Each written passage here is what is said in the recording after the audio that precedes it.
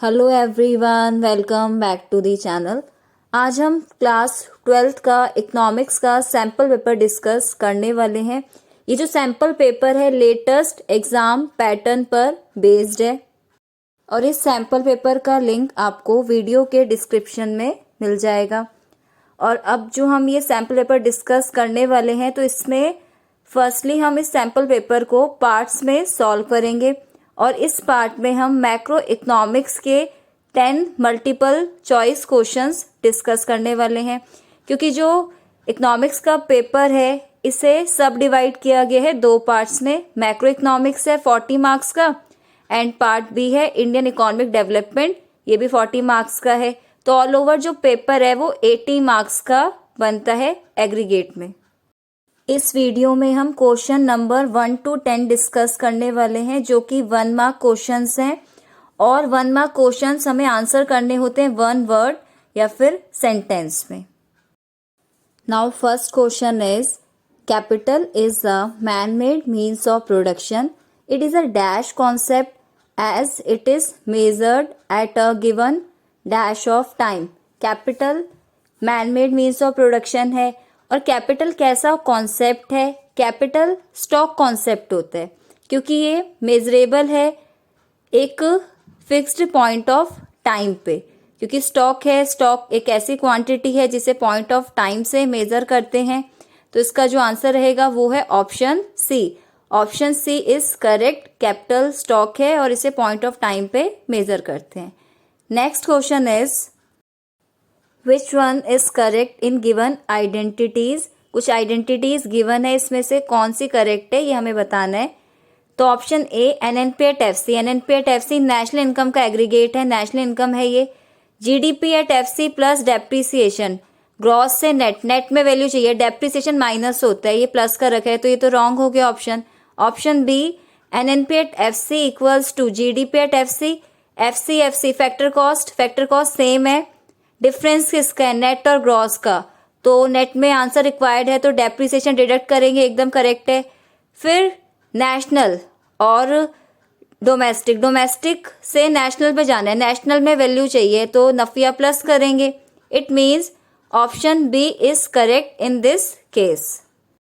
Next question is between 1 and 9 December 2020 foreign exchange investor have bought 2.81 billion of Indian equities. News from the Mint newspaper. ये एक हमें news given है mint newspaper से।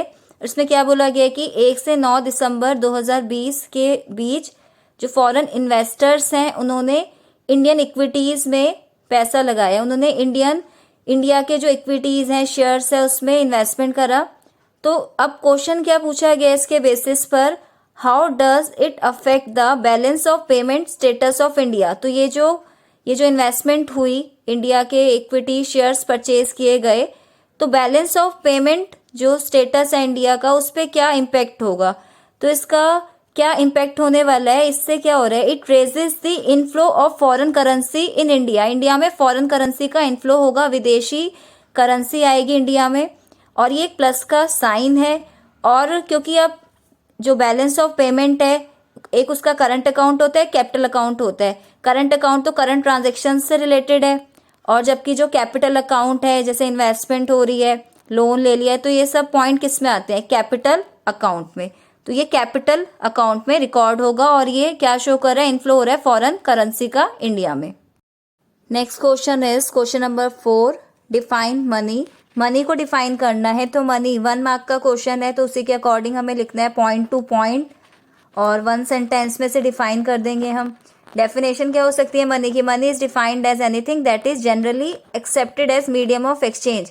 कोई भी एक ऐसी चीज़ जिसकी जनरल एक्सेप्टेबिलिटी है, जिसे कि मीडियम ऑफ एक्सचेंज की तरह यूज़ कर रहे हैं, तो वो चीज़ क्या है? मनी। और आप इस वीडियो को लास्ट तक देखिए और वीडियो के लास्ट में आपको इसका आंसर की भी मिल जाएगा। Next question is what do you understand by demand deposits. Demand deposits मांग जमाओं का क्या मतलब होता है?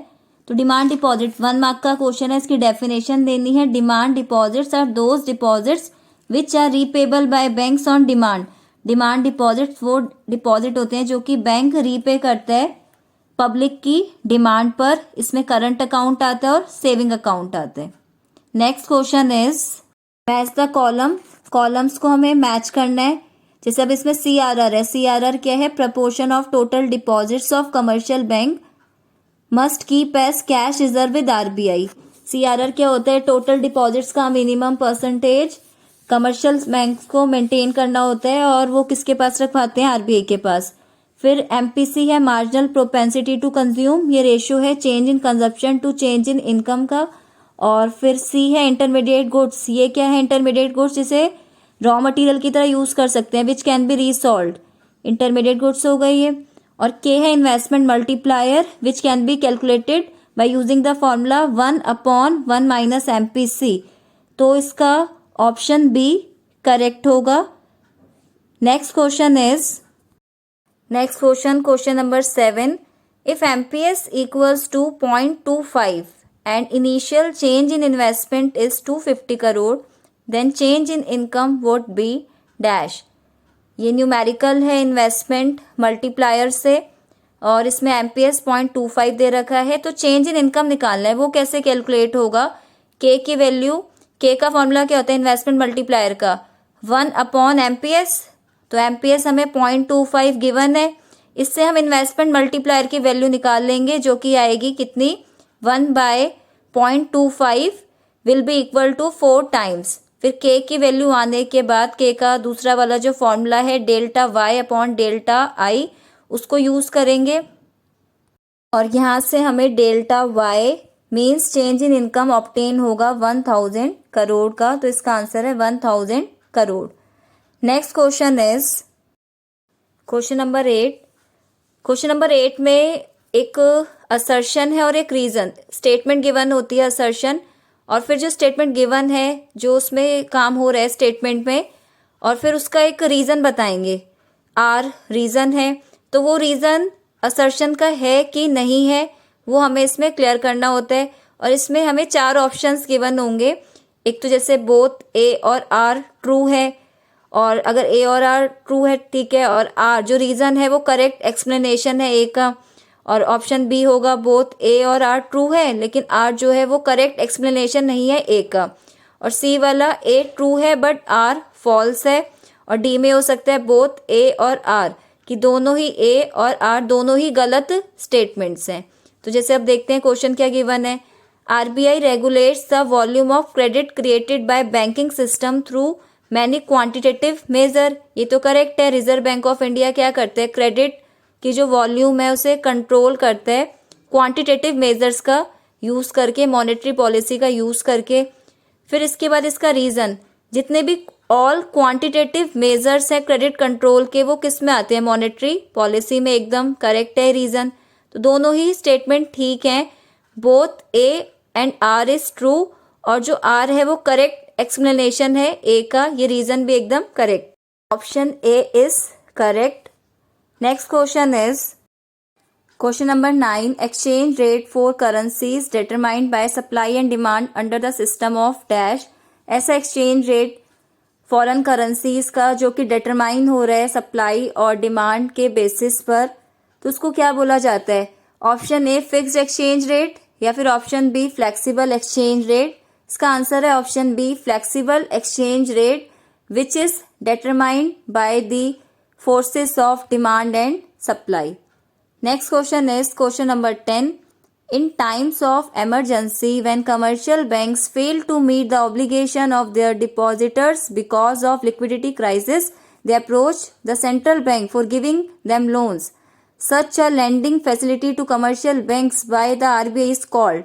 अब इस क्वेश्चन में बोला गया है कि जैसे कई बार इमरजेंसी होती है कमर्शियल बैंक्स को, कमर्शियल बैंक्स के मतलब जो डिपॉजिटर्स हैं उनको कैश चाहिए और कमर्शियल बैंक्स अपने डिपॉजिटर्स की जो कैश नीड्स हैं उसको फुलफिल नहीं कर पा रहे। कमर्शियल बैंक्स के पास कैश की शॉर्टेज हो गई है तो कमर्शियल बैंक को लोन चाहिए और उसने हर जगह ट्राई कर लिया, उसे कहीं लोन नहीं मिल पाया। तो जो लास्ट ऑप्शन रहता है वो क्या है? Reserve bank of India. Lending facility कौन देगा? RBI।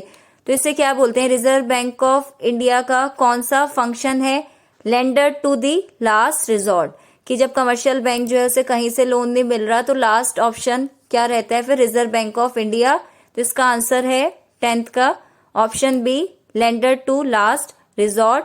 और ये एमसीक्यूज कंप्लीट हुए। इसके बाद हम इसके जो और क्वेश्चंस हैं नेक्स्ट वाले पार्ट में सॉल्व करेंगे।